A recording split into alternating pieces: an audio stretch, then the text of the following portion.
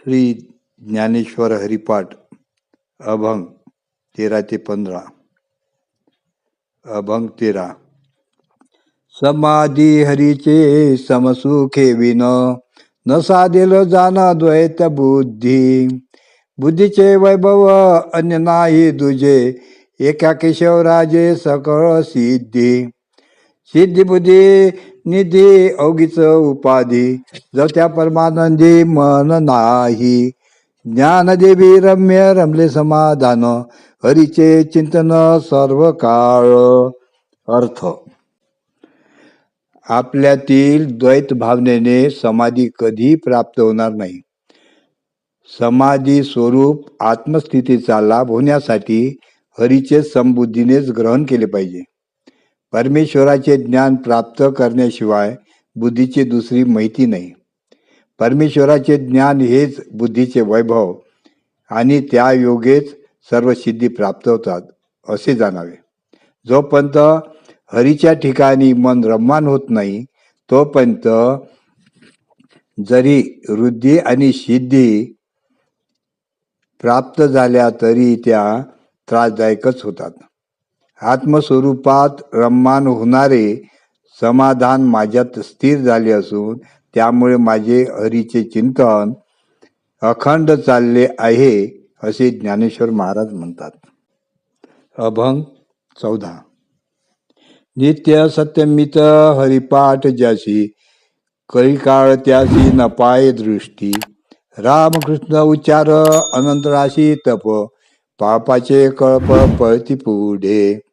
हरी हरी हरी मंत्र हा शिवाचा, म्हणती जेवाच्या तया मोक्ष. ज्ञानदेवा पाठ नारायण नाम, पाहिजे उत्तम निज स्थान. अर्थ: शाश्वत अशा हरिस्मरणाचा जप जे निरंतर करतात त्यांच्याकडे प्रत्यक्ष काळही डोळे वर करून पाहू शकत नाही.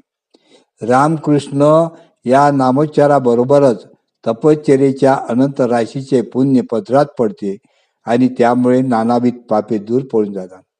भगवान शंकराचा श्रीहरी हा नित्य जप मंत्र आहे. या मंत्राच्या वाणीने जो उच्चार करतो त्याला मोक्ष प्राप्त होतो. म्हणून ज्ञानेश्वर महाराज सांगतात की अखंडपणे नारायण नामाचा जप करतो आणि त्या योगे मला आत्मस्वरूप ज्ञाना स्थानाची प्राप्ती झाली आहे. अभंग 15. एक नाम हरी द्वैत नाम दूरी, अद्वैत कुसरी विराजाने. समबुद्धी घेता समान श्रीहरी, शमदमा वैरी हरी झाला. सर्वागटी राम देहादेही एक, सूर्यप्रकाशक सहस्र रश्मी. ज्ञानदेवा चित्ती हरिपाठ नेमा, मागले या जन्मा मुक्त झालो. अर्थ: जो केवळ हरीचेच नाम जाणतो आणि त्याशिवाय ज्याला दुसऱ्या नावाची ओळख नाही असा सर्व विश्व हरिरूप पाहून जाणणारा एखादाच आढळतो. सर्व चराचराकडे समबुद्धीने पाहणाऱ्याला आणि हरिमय मानणाऱ्याला तो श्रीहरी शमदमाच्या बंधनातून सोडविणारा जो श्रीहरी त्याच्या सारखाच भासतो. सहस्र किरणांनी प्रकाशणारा सूर्य जसा एकच, त्याप्रमाणे सर्व चेतन आणि अचेतन यांना व्यापून राहणारा भगवानही एकच. म्हणून ज्ञानेश्वर महाराज म्हणतात की मी हरिनाम पाठाचा नेम केला म्हणूनच जन्म मरणाच्या फेऱ्यापासून मुक्त झालो. जय गुरु.